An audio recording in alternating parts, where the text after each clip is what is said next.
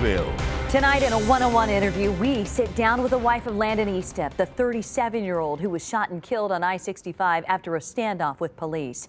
Now, in the last few hours, News 4's Carly Gordon spoke to his widow about what led up to those lethal seconds. Carly, she was very open and very emotional about what happened.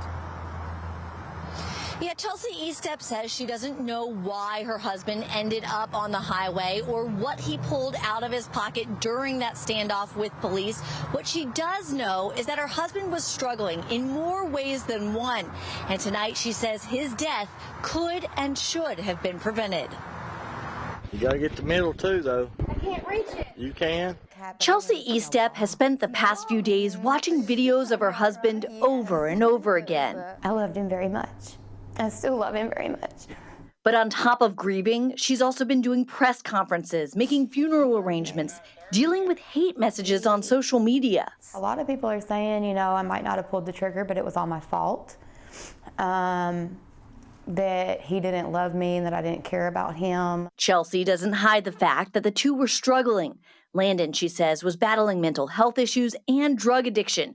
In fact, she says he relapsed just a few days before his death.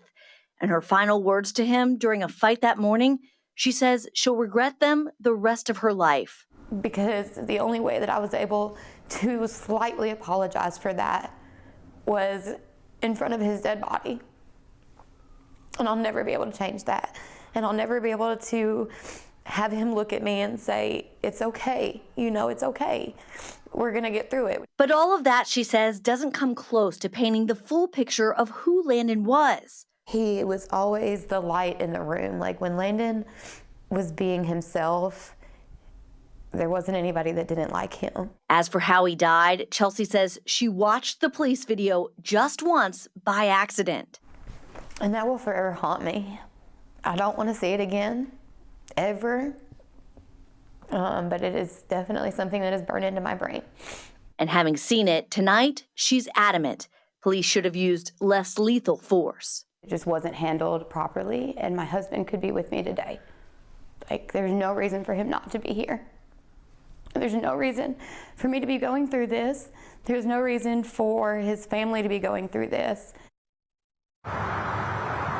We asked Chelsea what she plans to do next, if she plans to push for rule or law changes, whether she plans to sue. She does have an attorney right now. She tells us she just wants to focus on putting her husband to rest, and she'll do that this Saturday with a memorial. Back to you, Lauren. Carly Gordon reporting live tonight right there by the interstate. Thank you. In an interview yesterday, we asked police, an expert specifically, about the shooting.